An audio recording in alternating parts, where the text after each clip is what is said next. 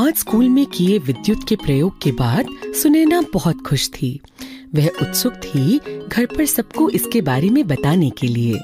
घर पहुंचते ही सबसे पहले उसने मुंह हाथ धोकर खाना खाया और फिर इंतजार किया माँ और पिताजी के काम से वापस आने का।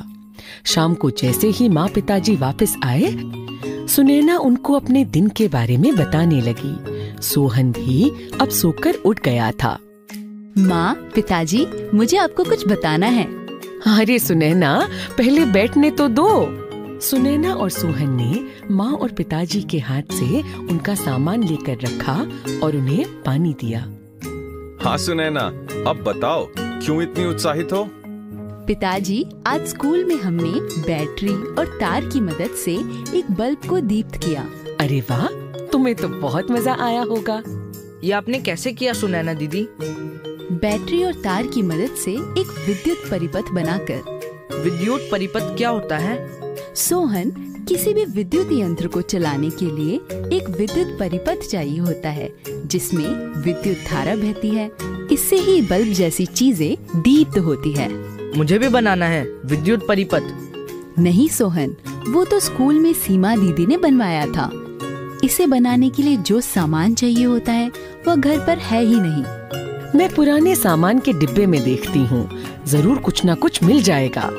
सुनैना और सोहन खुश हो गए। माँ एक पुराना डब्बा लेकर आई। पिताजी और माँ ने उसमें से कुछ पुराने तार और एक बल्ब निकाला।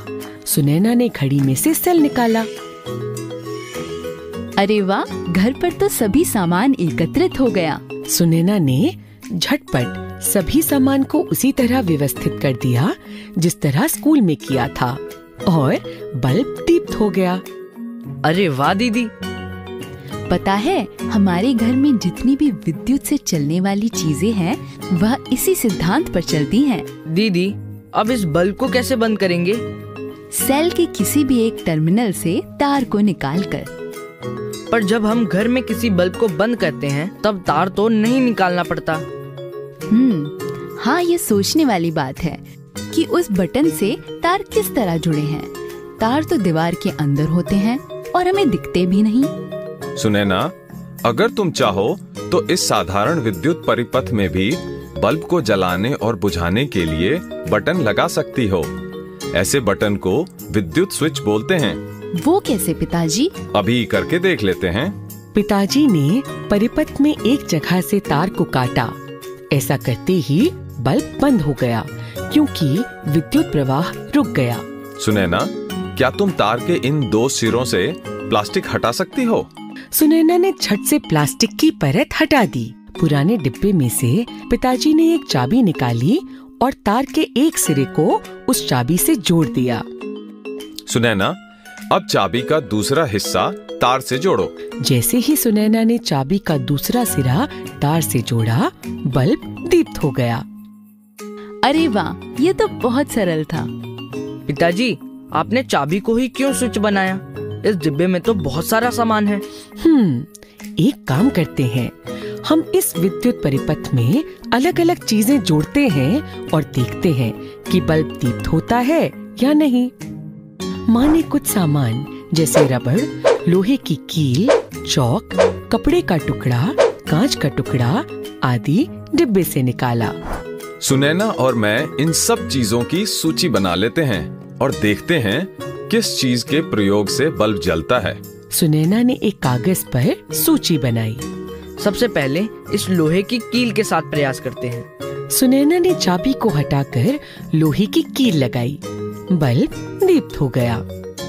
पिताजी, इस सूची में लोहे की कील के सामने हाँ लिख दीजिए। अब रबड़ के साथ कोशिश करते हैं।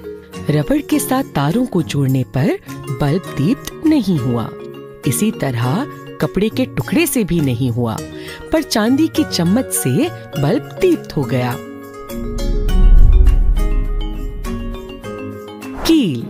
कील से बल्ब जल जाता है। रबड़ लगाने पर बल्ब नहीं जलता। कपड़े का टुकड़ा लगाने पर बल्ब नहीं जलता। चांदी लगाने पर बल्ब जल जाता है। ऐसा क्यों है कि कुछ चीजों से बल्ब दीप्त हुआ और कुछ से नहीं?